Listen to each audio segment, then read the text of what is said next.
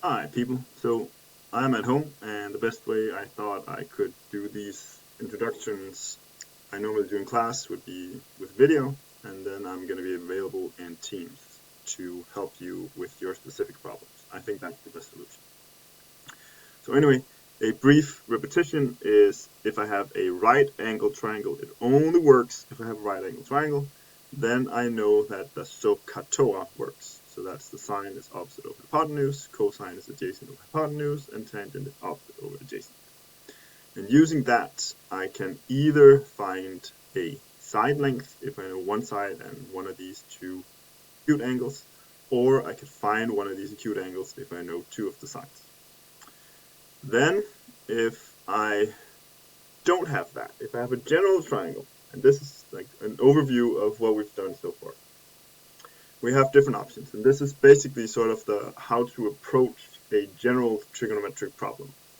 If I have two angles, I can find a missing angle by using the angle sum, which is 180 is all of the three angles. So if I know two of them, I could say 180 minus the first two to get the third one. If I know two sides and the included angle, so that's the angle in between touching the two sides, then I can find the area, marked in purple here, by using the area formula. If I have, again, two sides and the included angle, I could also use the cosine rule in this top form to find the missing side length, or in a rewritten version of the cosine rule, I have the option of, if I know three sides, I can find one of the angles. And then finally, I have the sine rule, which is every time I have a pair, so that is a side and an angle opposite each other, and then I have an angle, then I can find the side length opposite that angle. Or I could use the bottom version here, and that is if I have a pair again and one side length, then I can use these equations to find a missing angle, which is opposite the side length, which is half the pair. So this is basically the how do we approach the problems. And then the question is, what can you get as help from the formula booklet? Well, you have the sine rule in one version, right here. You don't have the other version, so if you want to use it like that, you need to remember that I can flip all the fractions. If three fractions are equal, then if I flip all three fractions, they're still going to be equal.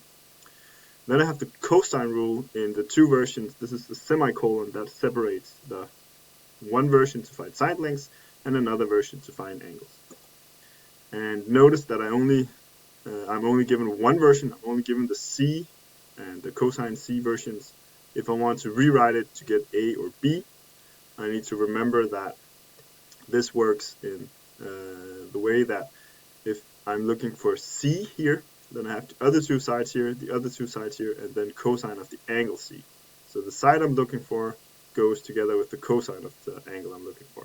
And then the other two sides are the ones that I know. If I'm using this version here, notice that the C, if I'm looking for angle C, then up here I'm subtracting C squared. So this angle fits with the minus part of the equation.